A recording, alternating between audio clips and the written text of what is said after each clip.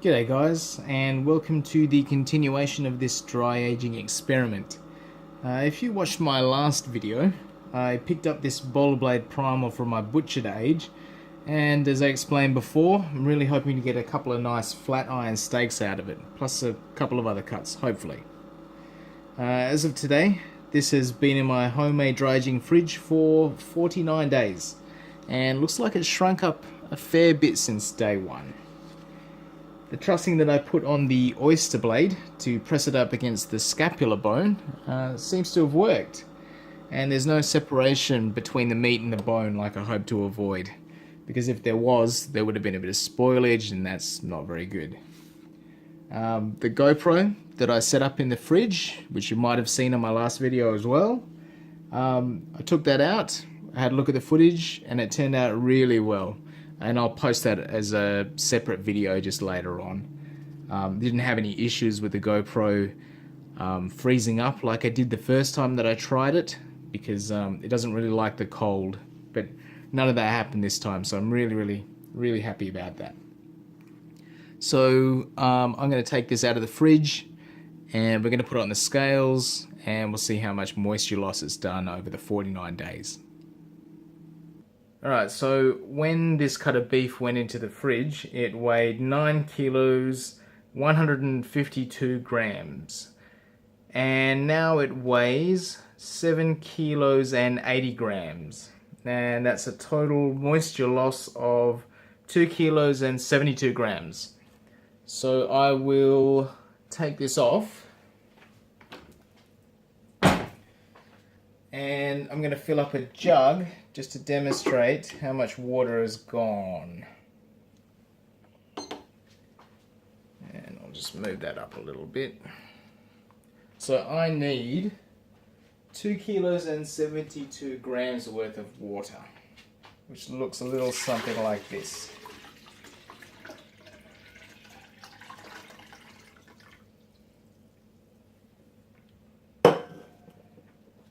Let's put a little bit more in. Couple more grams, 3 more grams. 1 more gram. There we go. So that is exactly the amount of water that the Primal has lost over the 49 days that it has been sitting in my fridge. And if you did want to count that, that is $21.77 worth of money that has just evaporated out of the meat.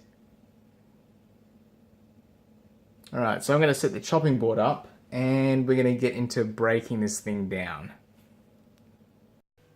Alright, so set it up, and we're going to try and take it apart now. I've watched a couple of videos on how to do this, but none of them were in a dry aged state. They're all fresh beef.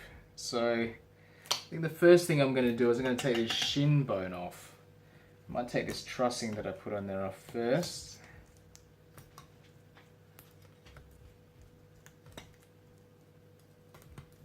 Okay, that's stuck on there pretty well.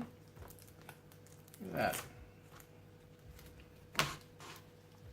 I'm hoping this actually helped. As I mentioned earlier, when I picked it up, the butcher told me that sometimes the meat can pull away from the scapular bone. So I'm hoping that this trussing that I put on there last time has actually done its job. But yeah, it seems to have worked. That's the underside of it right there. Still feels pretty fleshy too, which is really good. Alright, so let's try and take off the shin bone first. Let's see how that goes.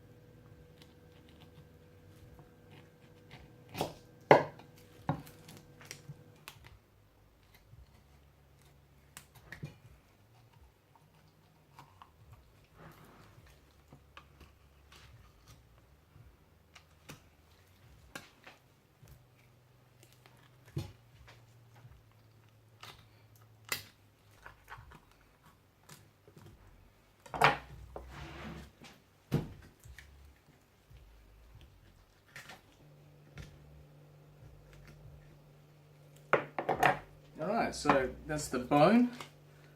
Here's the bone out. And that's the joint cup. Alright, so next, after that, I think we've got to take off this top part of the scapular bone. So maybe down here.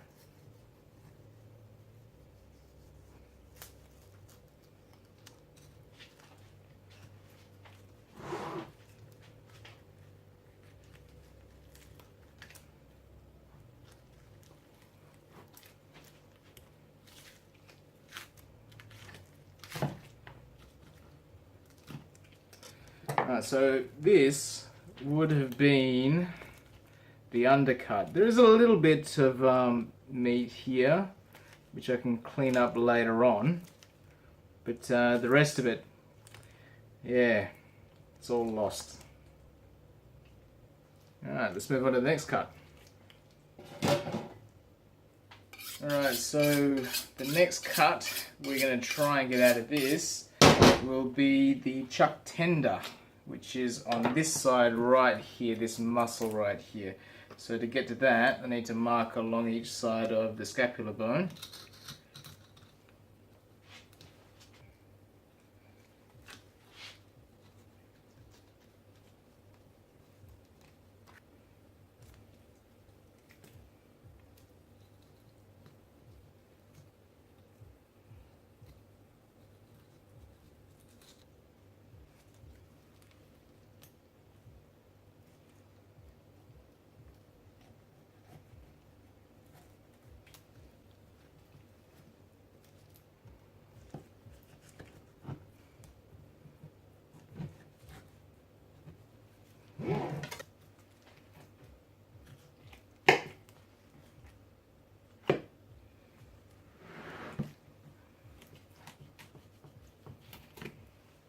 So that is the chuck tender,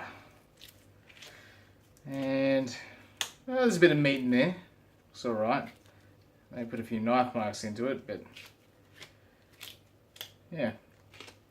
Right, let's put that one away.